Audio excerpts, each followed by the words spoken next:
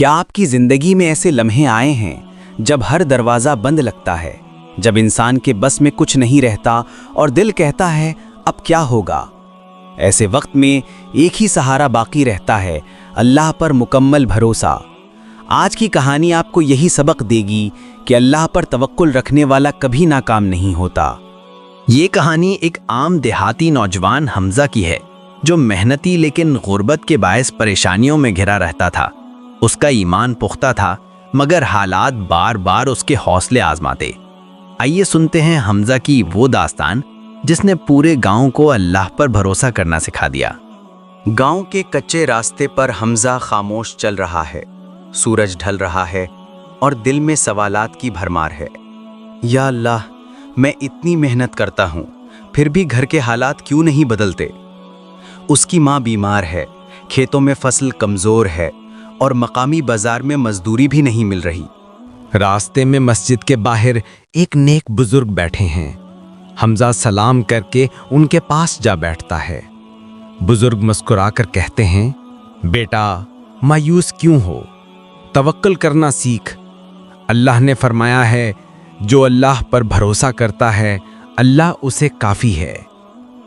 حمزہ دل میں سوچتا ہے، کیا واقعی صرف توکل سے حالات بدل سکتے ہیں؟ گھر آتے ہی خبر ملتی ہے کہ ماں کی طبیعت مزید بگڑ گئی ہے اور دوائی کے لیے پیسے نہیں، گھر کے برتن تک بیچنے کو کچھ نہیں۔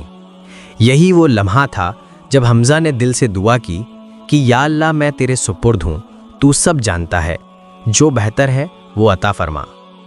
اس نے فیصلہ کیا کہ صبح سویرے قریبی شہر جا کر مزدوری ڈھونڈے گا، باقی اللہ پر چھوڑ دیا۔ اگلی صبح شہر کی منڈی میں وہ کام کی تلاش میں کھڑا تھا۔ اچانک ایک بڑے تاجر کی نگاہ اس پر پڑی۔ تاجر نے کہا، میرے کھیتوں میں قابل بھروسہ نوجوان چاہیے، کیا تم تیار ہو؟ یہ وہ موقع تھا جس کا حمزہ نے سوچا بھی نہ تھا۔ معقول مزدوری، رہائش اور کھانے کا بندوبست سب شامل تھا۔ چند ہی دنوں میں حمزہ کی ایمانداری اور محنت نے سب کو متاثر کر دیا۔ تاجر نے اس کے علاج کے لیے ماں کی دوا کے اخراجات پہ خود اٹھا لیے۔ حمزہ سجدے میں گر کر روتا ہے، اللہ، جب میں نے سب کچھ تیرے حوالے کیا، تو نے دروازے ایسے کھول دیے جن کا میں نے کبھی تصور بھی نہیں کیا تھا۔ کچھ ماہ بعد حمزہ گاؤں واپس آیا۔ اب وہ خوشحال تھا۔ گاؤں کے لوگ حیران تھے، حمزہ یہ سب کیسے ہوا؟ وہ مسکرا کر کہتا، میں نے اللہ پر بھروسہ کیا، اس کے بعد محنت کی۔